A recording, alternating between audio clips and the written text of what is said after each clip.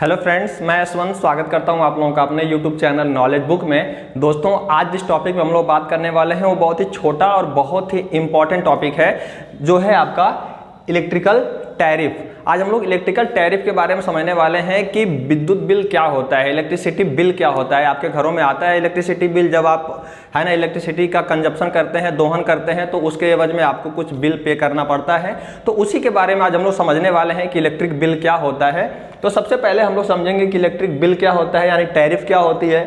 उसके बाद objective of tariff क्या होता है। फिर उसके बाद हम लोग समझेंगे टाइप्स ऑफ लोड, लोड कितने प्रकार का होता है। फिर उसके बाद हम लोग समझेंगे टाइप्स ऑफ टैरिफ, यानी कि टैरिफ के कितने प्रकार हैं जो हमको लेने पड़ते हैं और क्या क्या एडवांटेज और क्या क्या डिसएडवांटेज हैं। इन सारी चीज़ों के बारे में हम लोग डिटेल्ड में डिस्कस करने वाले हैं। तो बने रहिए इस क्लास के साथ और बिना टाइम वेस्ट किए चलिए हम लोग शुरू करते हैं टैरिफ को जानना। दोस्तों, टैरिफ क्या होती है कि जो इलेक्ट्रिसिटी कंपनी होती है वो जिस रेट पे है ना कंज्यूमर से पैसा वसूलती है उसी को बोला जाता है टैरिफ। फिर से समझ लीजिए एक बार, इलेक्ट्रिसिटी कंपनी जिस रेट पे कंज्यूमर से पैसा वसूलती है उसको बोला जाता है टैरिफ। और टैरिफ जो होती है ना, उसको वसूलने का ऑब्जेक्टिव क्या है, मकसद क्या होता है उसको वसूलने का। तो मैं आपको सीधे एक छोटा सा एग्जांपल लेता हूं और उसे समझाने की कोशिश करता हूं। कोई भी बिजनेसमैन है, चाहे कोई भी हो, अगर अपना वो सेटअप लगाता है, अपना उद्योग धंधा लगाता है, अपनी दुकानें खोलता है, तो उसका मेन मकसद होता है उससे बेनिफिट्स कमाना। वो अलग बात होती है कि कोई एक सोशल वर्कर है तो वो अपना पैसा खर्च कर रहा है समाज के ऊपर, तो वो उनसे बेनिफिट्स कमाने के लिए नहीं, वो उनसे नाम कमाने के लिए और इज्जत कमाने के लिए करता है। लेकिन बाकी जो भी बिजनेस लगाए जाते हैं वो बेनिफिट्स कमाने के लिए ही लगाए जाते हैं। विदाउट बेनिफिट्स कमाने के लिए कोई भी धंधे नहीं लगेंगे। अगर बिना बेनिफिट्स कमाने के लिए आप अगर धंधे लगाएंगे तो एक दिन ऐसा आएगा कि आपके सारे धंधे चौपट हो जाएंगे। तो क्या होता है, जो विद्युत कंपनियां हैं, जो इलेक्ट्रिसिटी कंपनियां हैं, वो क्या करती हैं कि एक जनरेटिंग स्टेशन होता है उनका, जहां पे बिजली का उत्पादन किया जाता है। और बिजली का जहां पे उत्पादन किया जाता है वहां पे बहुत सारी मशीनरी लगी होती हैं, अल्टरनेटर लगा होता है, ठीक है, अल्टरनेटर लगा होता है। अब ये अल्टरनेटर क्या करता है कि मैकेनिकल ऊर्जा को, ठीक है, मैकेनिकल एनर्जी को, ठीक है, इलेक्ट्रिकल एनर्जी में क्या करता है, कन्वर्ट करता है, ठीक है। वहाँ पे अल्टरनेटर लगा हुआ है। उसके बाद टरबाइन लगी होती है, ठीक है, टरबाइन लगी होती है। उसके बाद ट्रांसफार्मर लगे होते हैं, और भी छोटी छोटी बहुत सारी मशीनें लगी होती हैं। अब ये क्या होता है कि ये जो जनरेटिंग स्टेशन होता है, जनरेटिंग स्टेशन शहरों से बहुत दूर होता है, क्योंकि शहर के पास में या शहर में नहीं इसको बसा सकते, क्योंकि इसको है ना इसका सेटअप करने के लिए बहुत सारी ज़मीनें चाहिए और इसके हिसाब से है ना कोयला चाहिए, पानी चाहिए, फिर न्यूक्लियर पावर प्लांट है तो उसके लिए आपको रेडिएशन से बचाव के लिए सारी सुरक्षा, सारी सुविधाएं होनी चाहिए, ये सारी चीज़ें होनी चाहिए। इसकी वजह से इसको कहीं, ठीक है, शहर से दूर सेटअप किया जाता है जहाँ इसकी रिक्वायरमेंट्स पूरी हो सके, ठीक है। तो क्या होता है कि ये अगर शहर में नहीं है तो यहाँ पे जो भी इलेक्ट्रिसिटी उत्पादित हो रही है, ऐसा तो है नहीं कि वहीं पे कंज्यूम कर ली जाएगी, उसको भेजा जाएगा ना, शहरों में भेजा जाएगा, गाँव में भेजा जाएगा, जहाँ पे इंसान रहते हों, जो लोग इलेक्ट्रिसिटी को कंज्यूम कर सकें। तो यहाँ से इस जनरेटिंग स्टेशन से कंज्यूमर तक पहुँचाने के लिए हमको क्या करना पड़ेगा, ट्रांसमिशन लाइन लगानी पड़ेगी, ठीक है, ट्रांसमिशन लाइन लगानी पड़ेगी। ट्रांसमिशन लाइन जो लगेगी उसमें क्या क्या खर्च आएंगे आपको बताता हूँ। देखिए, इसमें तो सबसे पहले आएगा पोल, टावर आएंगे, फिर उसके बाद वायर आएंगे, सर्किट ब्रेकर आएगा, रिले आएंगे, है ना, रिले लगाने पड़ेंगे, आइसोलेटर लगाने पड़ेंगे, ठीक है। फिर सीटी टाइप, पीटी टाइप, बहुत टाइप के ट्रांसफार्मर लगाने पड़ेंगे। फिर आपको जहाँ भी सब स्टेशन इंस्टॉल करेंगे जहाँ पे, वहाँ पे भी आपको ट्रांसफार्मर यूज़ करने पड़ेंगे। स्टेप डाउन यूज़ करिए, स्टेप अप करिए, है ना। यहाँ पे तो स्टेप अप ट्रांसफार्मर यूज़ होता है। आपके जनरेटिंग स्टेशन पे कौन सा ट्रांसफार्मर यूज़ होता है, स्टेप अप ट्रांसफार्मर यूज़ होता है, जो इलेक्ट्रिसिटी को स्टेप अप कर देता है। अब ये सब स्टेशन, अब यहाँ से इलेक्ट्रिसिटी को सब स्टेशन तक लाने में इतने सारे खर्चे पड़ गए।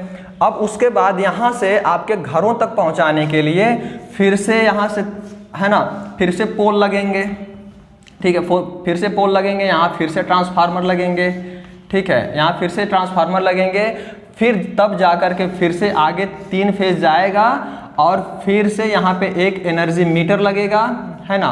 आप अगर आप अगर अपने घर में 3 फेज लेना चाहते हैं तब भी एनर्जी मीटर लगेगा, 1 फेज लेना चाहते हैं तब भी एनर्जी मीटर लगेगा, तो एनर्जी मीटर यहाँ पे लग गया।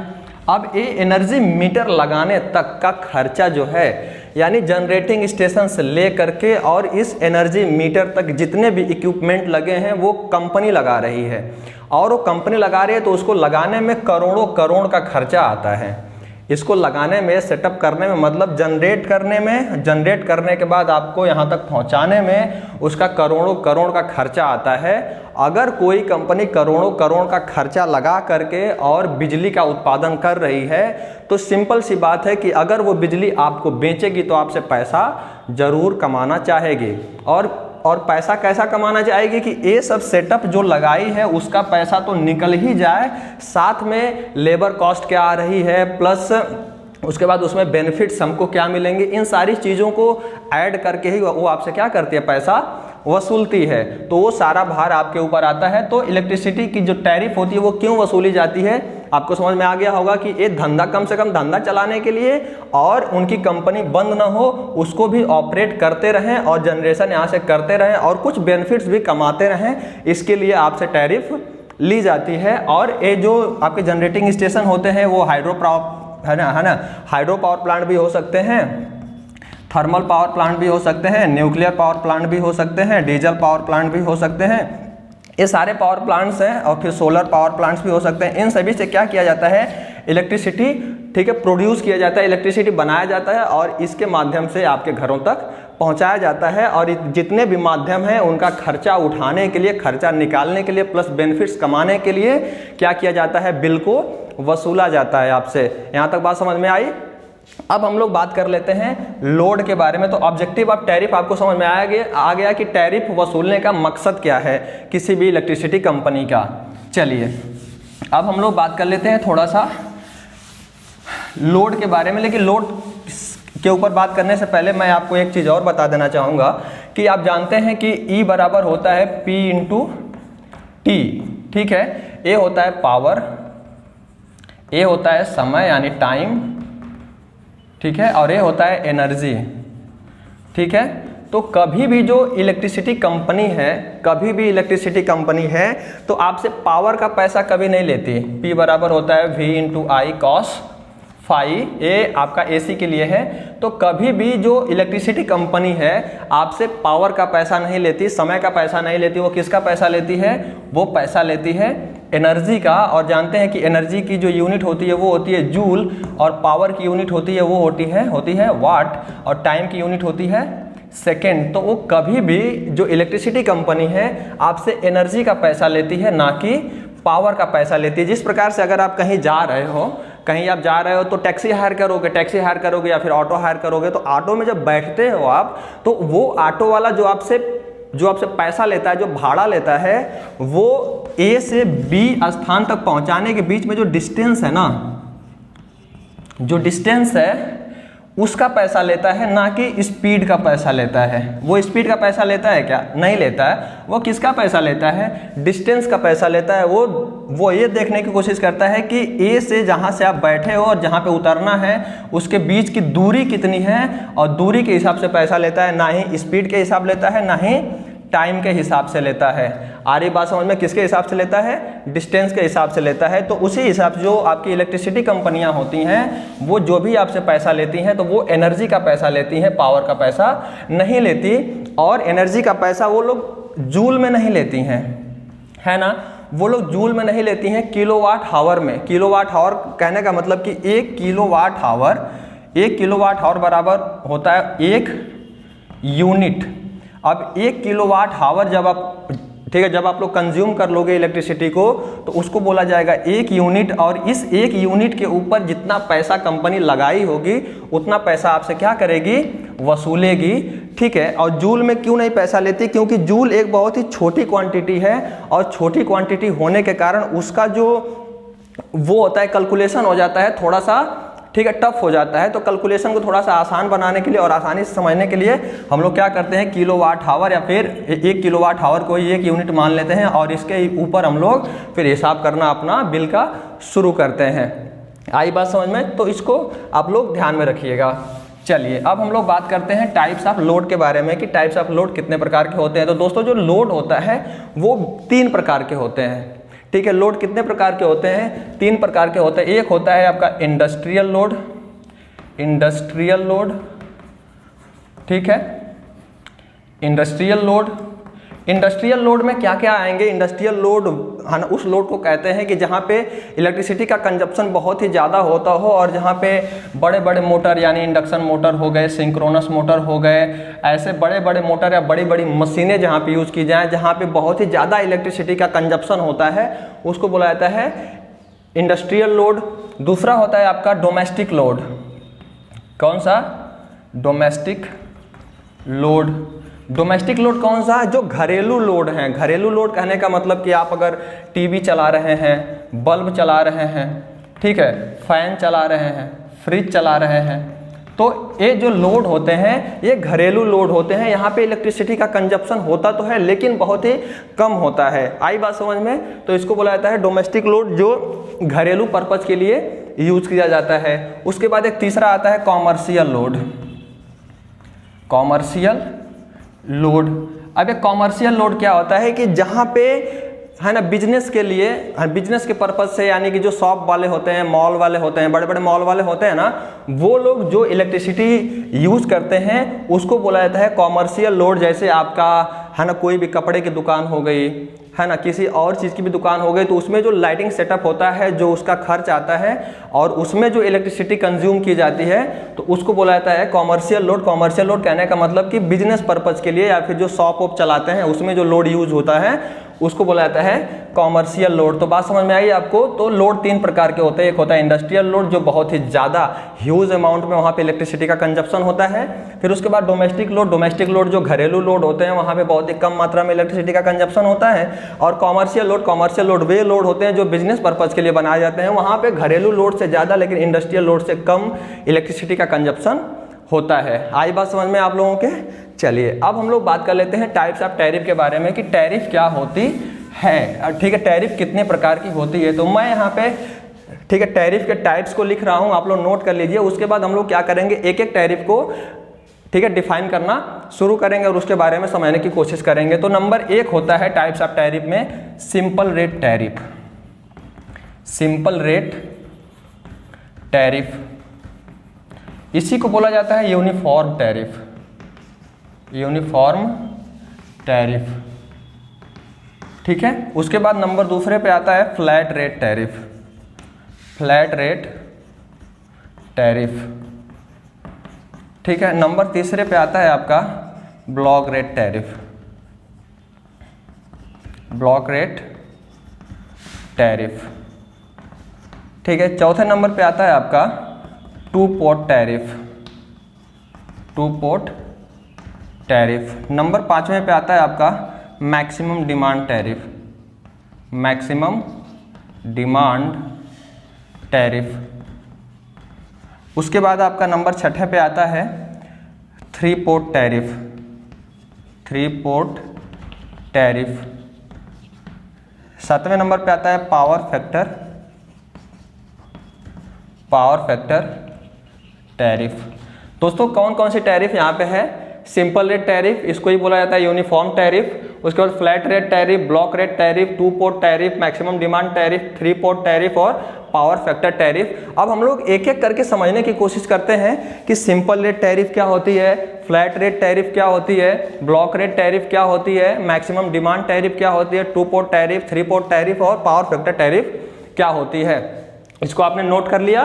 तो चलिए हम लोग अब एक एक के ऊपर बात करने की कोशिश करते हैं कि simple rate, flat rate, block rate, 2 port, maximum demand और ये सब टैरिफें क्या होती हैं। दोस्तों जो सिंपल रेट टैरिफ होती है ये फिक्स रेट होता है। इसका जो सिंपल रेट टैरिफ होती है इसका जो रेट होता है ना पर यूनिट फिक्स हो जाता है। पर यूनिट फिक्स होने का मतलब ये है कि अगर 1 यूनिट है, 1 यूनिट का दाम अगर मैं एक है ना ये कोई एग्जैक्ट वैल्यू नहीं है, मैं बस आपको समझाने के लिए मान के चल रहा हूँ। अगर सपोज कीजिए कि 1 यूनिट का दाम अगर 1 रुपये है, अगर कंपनी ने रखा है, तो यह आपने जितनी यूनिट यूज करोगे उसके हिसाब से आपका पैसा बढ़ता चला जाएगा। इसीलिए बोला जाता है यूनिफॉर्म टैरिफ इसको ठीक है। तो अगर आपने यहाँ पे 3 यूनिट यूज किया तो 3 रुपये हो गया, 3 रुपये हो गया। 100 यूनिट आपने यूज किया तो 100 रुपये हो गया। कहने का मतलब ये है कि आप जितना इलेक्ट्रिसिटी कंज्यूम करोगे, जितनी यूनिट आप यूज़ करोगे, उसके हिसाब से जो भी रेट उसका डिसाइड है, उसके हिसाब से पैसा बढ़ना शुरू हो जाएगा आपका। तो इससे डिसएडवांटेज या एडवांटेज क्या है? पहले हम लोग डिसएडवांटेज की बात कर लेते हैं कि इसका डिसएडवांटेज क्या है। जो सिंपल रेट टैरिफ है उसका डिसएडवांटेज ये है कि ये बहुत ही महंगी टैरिफ हो जाती है। क्यों हो जाती है? क्योंकि अगर जिसको कम यूज़ करना है, जिसको कम यूज़ करना है यूनिट, वो तो भाई चलो ठीक है, लेकिन कभी कभार घर का लोड बढ़ गया और घर का लोड बढ़ने से बहुत ही ज़्यादा इलेक्ट्रिसिटी का कंजप्शन हो गया, तो उस कंडीशन में क्या होगा कि ये बिजली का बिल बहुत ही तेज़ी के साथ आगे बढ़ेगा और हमारे ऊपर बिजली का जो बर्डन होगा वो बहुत ही ज़्यादा पड़ेगा। तो इस सिंपल रेट टैरिफ में क्या होता है कि बिजली का बिल बहुत ही ज़्यादा आता है, ये इसका डिसएडवांटेज है। और एक दूसरा डिसएडवांटेज ये है कि अगर कोई भी चीज़ महंगी है तो इसकी जो खपत होगी, है ना, लोग खपत करना कम कर देंगे। जब खपत करना कम करेंगे तो इलेक्ट्रिसिटी कंपनी को उसका नुकसान होना शुरू हो जाएगा, क्योंकि उसने जो भी प्रोडक्शन किया है उसका यूज़ सही से लोग नहीं कर रहे हैं, बहुत ही कम यूज़ कर रहे हैं। तो बहुत ही कम यूज़ करने से क्या होगा कि इलेक्ट्रिसिटी कंपनियां घाटे में जाना शुरू हो जाएंगी। और घाटे में जाना इन द सेंस कि लोग उसको खरीदना कम कर देंगे। जो इलेक्ट्रिसिटी है ना, इलेक्ट्रिसिटी को खरीदना लोग क्या करेंगे, कम कर देंगे, जिससे जो भी कंपनी है उसको नुकसान होना शुरू हो जाएगा। अब एडवांटेज क्या है? जो सिंपल रेट टैरिफ होती है उसका एडवांटेज ये है कि इसकी जो है ना, इसका जो बिल का प्रोसीजर होता है वो काफ़ी आसान हो जाता है। इसके बिल को बनाना बहुत ही आसान हो जाता है, ठीक है, और काफ़ी आसानी से लोग इसको समझ भी सकते हैं, है ना। जो भी ठीक है कंज्यूमर होते हैं, सिंपल रेट टैरिफ को समझाना आसान है, उसको बताना आसान है, और इसके जो बिल का प्रोसीजर है उसको बनाना आसान है। ये होती है सिंपल रेट टैरिफ। अब हम लोग बात करते हैं फ्लैट रेट टैरिफ के बारे में कि फ्लैट रेट टैरिफ क्या होती है। दोस्तों फ्लैट रेट टैरिफ जो है, flat rate tariff, flat rate tariff क्या होती है, इसको 2 भागों में बांट दिया जाता है इसके लोड को, ठीक है। सिंपल रेट टैरिफ में लोड को बांटा नहीं जाता है, लेकिन फ्लैट रेट टैरिफ में लोड को 2 भागों में बांट दिया जाता है। एक होता है लाइटली लोड, एक होता है लाइटली लोड, और एक होता है आपका पावर लोड, पावर लोड। अब ये लाइटली लोड क्या होता है, पावर लोड क्या होता है? दोस्तों क्या होता है कि शहरों में जो लोग होते हैं, बड़ी बड़ी सोसाइटीज़ में जो लोग होते हैं, वो लोग लाइटली लोड ज़्यादा यूज़ करते हैं और पावर लोड भी साथ साथ यूज़ करते हैं। तो कभी कभी क्या होता है कि है ना, हम लोग लाइटली लोड ज़्यादा यूज़ करते हैं, पावर लोड कम यूज़ करते हैं। तो अगर सिंपल रेट टैरिफ ले लिए तो उसमें तो बिल ज़्यादा बढ़ जाएगा, और उसी से बचने के लिए हम लोग फ्लैट रेट टैरिफ लेते हैं। फ्लैट रेट टैरिफ में क्या होता है कि लोड को क्या किया जाता है, 2 भागों में डिवाइड कर दिया जाता है। एक हो जाता है लाइटली लोड और दूसरा हो जाता है पावर लोड। अब लाइटली लोड सपोज कीजिए कि अगर 1 रुपये पर यूनिट के हिसाब से अगर वो लोग पे कर रहे हैं, 1 रुपये पर यूनिट के हिसाब से अगर उसका रेट रहेगा, तो ये पावर लोड का 90 पैसा या फिर 80 पैसा पर यूनिट के हिसाब से वो लोग चार्ज करते हैं। अब यहाँ पे क्या हुआ कि लाइटली लोड के लिए 1 रुपये पर यूनिट और पावर लोड के लिए क्या हो जाएगा 80, ठीक है, 80 पैसे पर यूनिट। अब इससे फ़ायदा ये हुआ कि पावर लोड भी चलाएंगे तो बहुत ज़्यादा आपके ऊपर बर्डन नहीं पड़ेगा, और लाइटली लोड भी चलाएंगे तो उसके साथ भी आपके ऊपर बहुत ज़्यादा बर्डन नहीं पड़ेगा। लेकिन क्या होता है कि अगर एक ही घर में लोग पावर लोड और लाइटली लोड यूज़ कर रहे हैं तब ये कंडीशन सही है।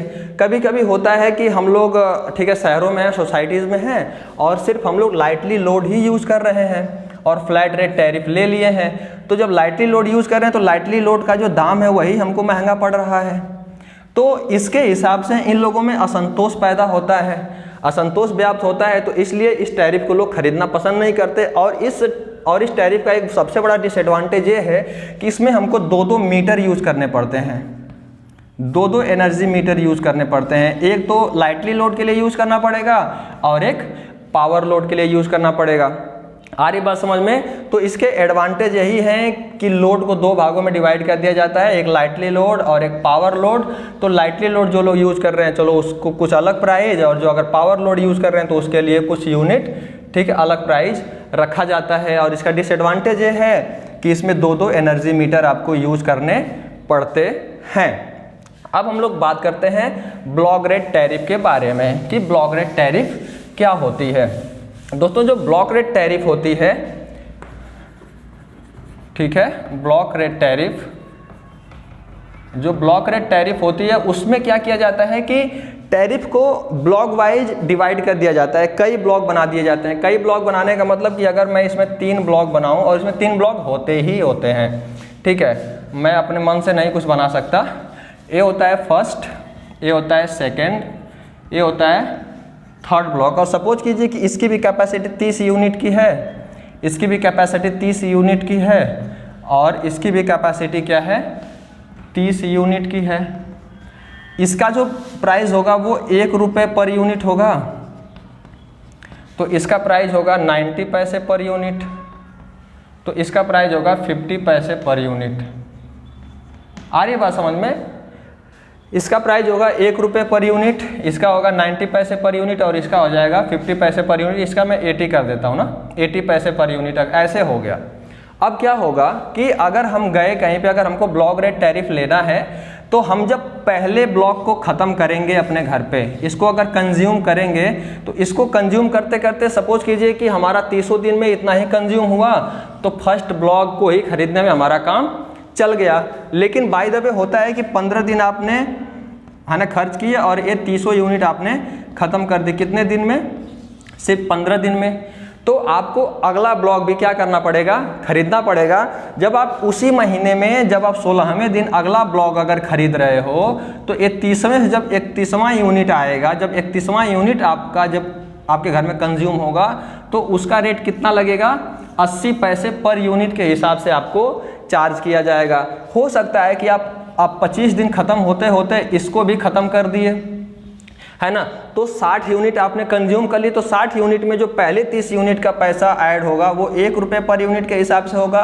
दूसरे ब्लॉक का जब 31 से लेकर के 60 तक जो कंज्यूम होगा, जो आपकी यूनिट उठेगी वो आपका 80 पैसे पर यूनिट के हिसाब से उठेगी। और जो तीसरा यूज होगा, अगर आपने इसको ले लिया 25 दिन में इन दोनों को ख़त्म कर दिया आपने, तो फिर तीसरा ब्लॉक आप खरीदेंगे तो तीसरे ब्लॉक में जो 61वीं यूनिट आपकी उठेगी, जो 61वीं यूनिट उठेगी वो 50 पैसे पर यूनिट के हिसाब से चार्ज किया जाएगा। तो इससे क्या होता है, इससे बेनिफिट क्या होता है कि आपकी जो इलेक्ट्रिसिटी है ना उसका एडवर्टाइजमेंट हो रहा है। क्या हो रहा है? उसका एडवर्टाइजमेंट हो रहा है। एडवर्टाइजमेंट कहने का मतलब कि उसका प्रचार प्रसार हो रहा है। क्यों? क्योंकि आपकी इलेक्ट्रिसिटी जो भी ब्लॉक्स हैं उसको खरीदने में जो कंज्यूमर होगा वो ज़्यादा सोचेगा नहीं, क्योंकि वो समझ रहा है कि अगला ब्लॉक जब मैं खरीदूंगा तो मुझे सस्ता पड़ेगा, उससे अगला ब्लॉक खरीदूंगा तो और भी सस्ता पड़ेगा। तो उससे क्या होता है, कंज्यूमर के ऊपर बहुत ज़्यादा भार नहीं आता। और इलेक्ट्रिसिटी जो भी इलेक्ट्रिसिटी जो कंपनी होती है जो चाहती है कि मेरी बिजली बहुत ज़्यादा लोग खरीदें, बहुत ज़्यादा कंज्यूम करें, तो वो भी यहाँ पे किया जा रहा है। आ रही बात समझ में? तो ब्लॉक रेट टैरिफ में क्या होता है कि जो भी इलेक्ट्रिसिटी है उसका एडवर्टाइजमेंट हो रहा है यहाँ पे, और जो भी कंज्यूमर्स हैं वो अधिक से अधिक इलेक्ट्रिसिटी को कंज्यूम कर रहे हैं। बात आ रही है समझ में? तो इससे कंज्यूमर्स को भी फ़ायदा है, यहाँ पे ब्लॉक वाइज अगर उसने डिवाइड कर दिया है तो, और कंपनी को भी फ़ायदा है कि अब ठीक है कंज्यूमर अपने हिसाब से इलेक्ट्रिसिटी को कंज्यूम कर रहा है और उस पर बहुत ज़्यादा भार भी नहीं आ रहा है। ये तो थी आपकी ब्लॉक रेट टैरिफ। अब हम लोग बात कर लेते हैं टू पोर्ट टैरिफ के बारे में कि टू पोर्ट टैरिफ क्या है। ठीक है, टू पोर्ट टैरिफ। दोस्तों जो टू पोर्ट टैरिफ होती है, टू पोर्ट टैरिफ को क्या किया जाता है कि इसको 2 भागों में बांट दिया जाता है। और यह जो होती है टैरिफ, यह बिग कंज्यूमर्स के लिए यूज की जाती है। बिग कंज्यूमर्स इसको, ठीक है, जो बिग कंज्यूमर्स होते हैं वो यूज करते हैं। और ये टैरिफ इंडस्ट्रियल पर्पज़ के लिए लोग ज़्यादा यूज़ करते हैं। इंडस्ट्रियल पर्पज़, जो इंडस्ट्रियल पर्पज़ वाले होते हैं वो लोग टू पोर्ट टैरिफ लेते हैं। अब इसमें क्या होता है कि इसको 2 भागों में डिवाइड कर दिया जाता है। एक होता है मैक्सिमम डिमांड, और दूसरा हो जाता है आपका रनिंग चार्ज, रनिंग चार्ज। अब ये मैक्सिमम डिमांड क्या होता है, रनिंग चार्ज क्या होता है? तो मैक्सिमम डिमांड वो होता है दोस्तों कि समझ लीजिए कि हमारे इंडस्ट्री का कुछ लोड है जो हमको पता है, ठीक है, अप्रॉक्स हमको पता है कि हमारे जो भी इंडस्ट्री का लोड है वो 10 किलोवाट का है।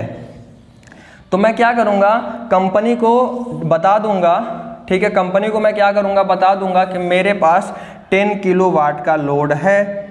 तो अब कंपनी क्या करेगी कि इस 3 है ना आपके 10 किलोवाट का एक प्राइस फिक्स कर देगी कि मैं आपके, ठीक है, 10 किलोवाट के लिए मैं 1000 रुपये चार्ज करूँगा, ठीक है। तो वो तो आपकी मैक्सिमम डिमांड हो गई, आपने मैक्सिमम डिमांड कंपनी को भेजी और कंपनी ने आपका रेट फिक्स कर दिया कि ठीक है मैं आपको 1000 रुपये है ना पर 10 किलोवाट, यानी आपके 10 किलोवाट लोड के लिए मैं आपके ऊपर 1000 रुपये फिक्स करता हूँ, फिक्स कर दिया। उसके बाद रनिंग चार्ज, अब ये आपने 10 किलोवाट बता करके तो 1000 रुपये आपने फिक्स करवा लिया है, और उसके बाद जो आप चलाएंगे, जो आप इलेक्ट्रिसिटी कंज्यूम करेंगे, तो उसमें जितनी भी यूनिट उठेगी, सपोज कर लीजिए कि 100 यूनिट आपकी उठ रही है, अगर 100 यूनिट आपने एक महीने में कंज्यूम किया तो इसका अगर 1 रुपये पर यूनिट के हिसाब से अगर वो लेना शुरू करे, ठीक है, तो ये हो जाएगा आपका 100 रुपया।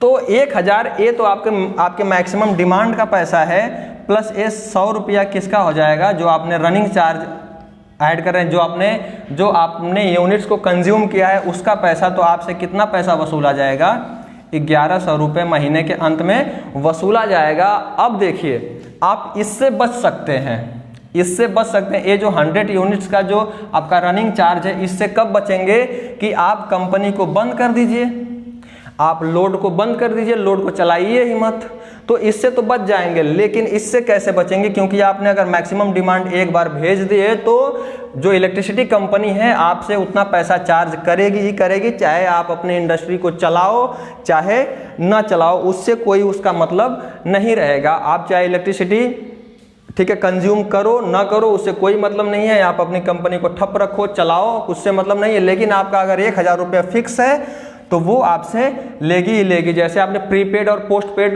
ठीक है, सुना है ना मोबाइलों में कि प्रीपेड सिम है, पोस्टपेड सिम है, तो जो भी आपकी पोस्टपेड सिम होती है वो महीने का फिक्स हो जाता है। आप बात करो ना करो, पैसा तो देना ही देना है। आ रही बात समझ में? तो वही सेम सिचुएशन यहाँ पे है कि अगर आपने मैक्सिमम डिमांड आपने भेज दी है तो आप पे पैसा फिक्स हो गया है, वो महीने का जाएगा ही जाएगा, और उसके साथ रनिंग चार्ज भी आपका आएगा। जितनी यूनिट्स आप कंज्यूम करोगे उसका पैसा भी वो इसके हिसाब से लेगी, जितने यूनिट के हिसाब से उसने फिक्स किया हुआ है उतने यूनिट के हिसाब से लेगी। आ रही बात समझ में? आपको 2 पोर्ट टैरिफ समझ में आया? चलिए अब हम लोग बात कर लेते हैं मैक्सिमम डिमांड टैरिफ की। मैक्सिमम डिमांड टैरिफ क्या होती है, ठीक है।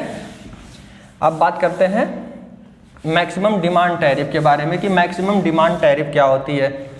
मैक्सिमम डिमांड टैरिफ,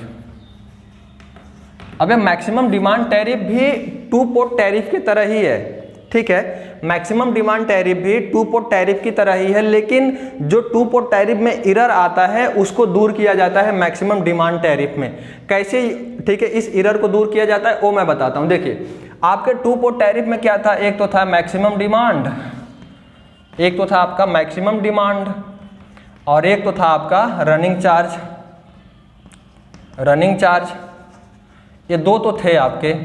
अब क्या था कि आपके घर का, आपके इंडस्ट्री का लोड कितना था, 10 किलोवाट था। आपने ऐसे रैंडमली बता दिया कि, ठीक है, आपने रैंडमली इलेक्ट्रिसिटी कंपनी को बता दिया कि मेरे घर का लोड 10 किलोवाट का है, तो कंपनी क्या करती थी कि आपको 1000 रुपये फिक्स कर देती थी।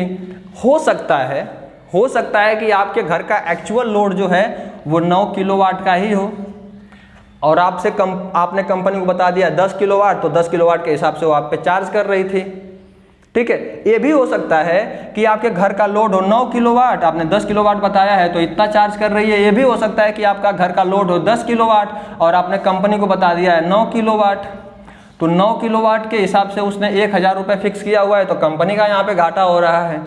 अगर आपने लोड कम बता करके ज़्यादा ले रहे हो तो कंपनी का घाटा, लोड ज़्यादा, ठीक है, लोड ज़्यादा बता करके कम ले रहे हो तो फिर कंपनी का मुनाफा, आपका घाटा।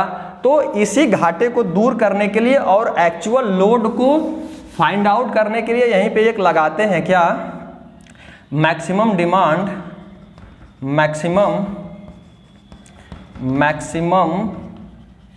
Demand meter. ये मैक्सिमम डिमांड मीटर क्या करता है कि जो आपके इंडस्ट्री का जो एक्चुअल लोड है उसको क्या करता है, डिडक्ट कर लेता है, पहले ही वो डिडक्ट कर लेगा और उस डिमांड के हिसाब से कंपनी क्या करेगी, आपको इलेक्ट्रिसिटी प्रोवाइड करेगी। उसको पहले से पता हो जाएगा कि आपके पास कितनी डिमांड है, क्योंकि जो मैक्सिमम डिमांड मीटर है उसको डिडक्ट कर लेगा आपके जो इंडस्ट्री का, आपके घर का, आपके कॉमर्शियल क्षेत्र का जितना लोड है उसको वो डिडक्ट कर लेगा और जो उसके रियल नंबर रहेंगे, जो रियल को क्वांटिटी होगी वो उसको बताएगा, किसको, इलेक्ट्रिसिटी कंपनी को, कि इनका लोड इतना है और इतने इनको रिक्वायरमेंट्स हैं। तो वो रियल नंबर जान करके इलेक्ट्रिसिटी कंपनी आपको क्या करेगी, इलेक्ट्रिसिटी प्रोवाइड करेगी। तो मैक्सिमम डिमांड में क्या होता है कि जो आपका टू पोर्ट टैरिफ में एरर आ रहा था, जो एरर आ रहा था टू पोर्ट टैरिफ में, उसको क्या कर दिया, ठीक है, कर दिया जाता है, एलिमिनेट कर दिया जाता है। और किसके माध्यम से एलिमिनेट किया जाता है, तो मैक्सिमम डिमांड मीटर के हिसाब से उसको क्या कर दिया जाता है, एलिमिनेट कर दिया जाता है। फिर उसमें मैक्सिमम डिमांड और रनिंग चार्ज क्या रहते हैं, ऐड रहते हैं, और इस एरर को समाप्त कर दिया जाता है मैक्सिमम डिमांड मीटर यूज करके। आई बात समझ में? तो ये होती है आपकी मैक्सिमम डिमांड टैरिफ। अब हम लोग बात कर लेते हैं थ्री पोर्ट टैरिफ के बारे में, ठीक है। थ्री पोर्ट टैरिफ, जो थ्री पोर्ट टैरिफ होती है ये भी टू पोर्ट टैरिफ की ही तरह है। इसमें भी आपके मैक्सिमम डिमांड, ठीक है। उसके बाद क्या होता है, रनिंग चार्ज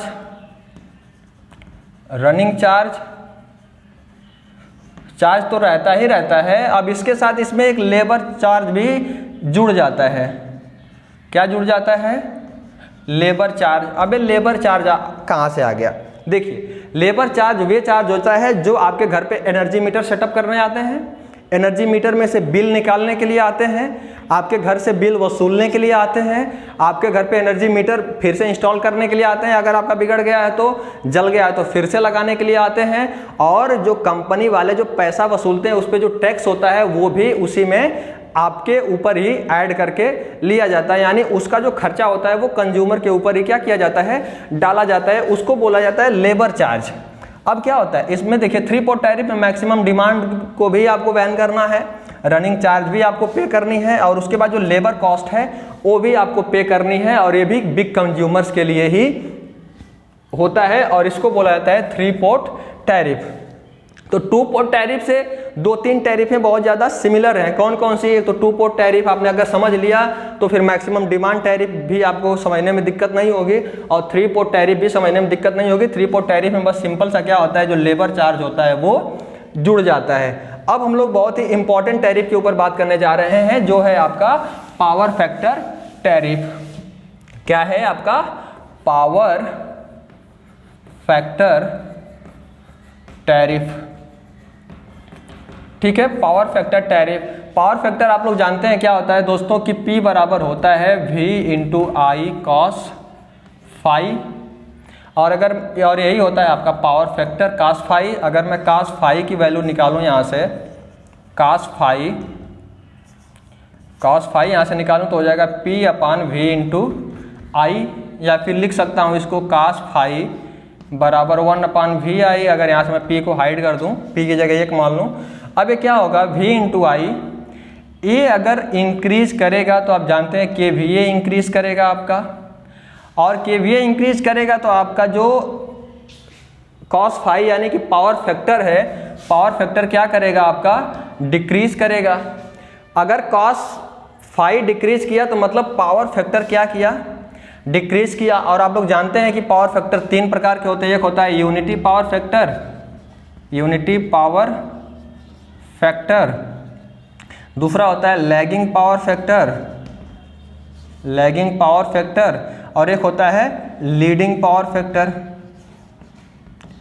और रेफरेंस किसको माना जाता है? रेफरेंस ये मान लिया जाता है कि 0.8 पावर फैक्टर अगर किसी मशीन का है तो वो लॉसलेस है या फिर बहुत ही आइडियल मशीन है, यही माना जाता है ना। और उसमें इलेक्ट्रिसिटी कंजप्शन या फिर लॉसेज बहुत ही कम हो रहा है। अगर यही पावर फैक्टर और यही होता है cos फाई आपका, ठीक है, अगर घटने लगे 0.7 हो जाए, 0.6 हो जाए, 0.5 हो जाए, 0.4 हो जाए, तो इसका मतलब है कि पावर फैक्टर आपका डिक्रीज कर रहा है। अगर पावर फैक्टर डिक्रीज कर रहा है तो आपका V इंटू आई क्या कर रहा है? यहाँ से बढ़ रहा है। और I जितना बढ़ेगा, आप लोग जानते हैं कि कॉपर लॉसेज होना, I स्क्वायर और लॉसेज होना शुरू हो जाएंगे, कॉपर का लॉस होना शुरू हो जाएगा। कॉपर लॉस अगर होने लगा आपके मशीन में तो इलेक्ट्रिसिटी कंजप्शन होना शुरू हो जाएगा। जब इलेक्ट्रिसिटी कंजप्शन ज़्यादा हो जाएगा तो आपका जो टैरिफ है वो बढ़ना शुरू हो जाएगी, जो बिजली का बिल होगा वो, ठीक है, कंज्यूम होना बहुत ज़्यादा शुरू हो जाएगी। और जितना ज़्यादा इलेक्ट्रिसिटी कंज्यूम होगी आपकी मशीनों के अंदर, उतना ही ज़्यादा इलेक्ट्रिसिटी बिल आपका क्या करना जाएगा?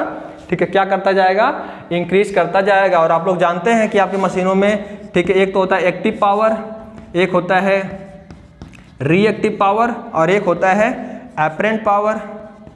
ये तो आप लोगों को पता है, ये मैंने क्लास लिया था पावर फैक्टर की, जो भी मैंने क्लास ली थी उसमें के, ठीक है, KW, KVAR और KVA यानी active power, reactive power, apparent power को काफ़ी डिटेल्ड में है ना डिस्क्राइब किया है। तो जिन दोस्तों ने उन वीडियोस को नहीं देखा है, अभी पावर फैक्टर की वीडियो को जिन लोगों ने नहीं देखा है, तो मैं डिस्क्रिप्शन बॉक्स में उसका लिंक डाल दूंगा, वहां से जाकर के आप पावर फैक्टर का पूरा टॉपिक डिटेल्ड वाइज समझ सकते हो। और वहां से आपके सारे डाउट्स जो है पावर फैक्टर को लेकर के वो काफ़ी दूर हो जाएंगे। आप लोग जानते हो कि जो किलोवाट होता है यानी एक्टिव पावर होता है वो टार्क प्रोड्यूस करने का काम करता है आपकी मशीनों के अंदर, और जो रिएक्टिव पावर है वो क्या करता है? मैग्नेटाइजिंग करंट बनाने का काम करता है ना, मैग्नेटाइजिंग करंट बनाने का काम करता है, जिससे फ्लक्स प्रोड्यूस होता है। अगर आपका KVAR जो है वो अगर कम हो गया आपके मशीनों के अंदर तो क्या होगा? जो मैग्नेटाइजिंग करंट है वो काफ़ी कम बनना शुरू हो जाएगी, जिससे फ्लक्स प्रोड्यूस होना क्या हो जाएंगे?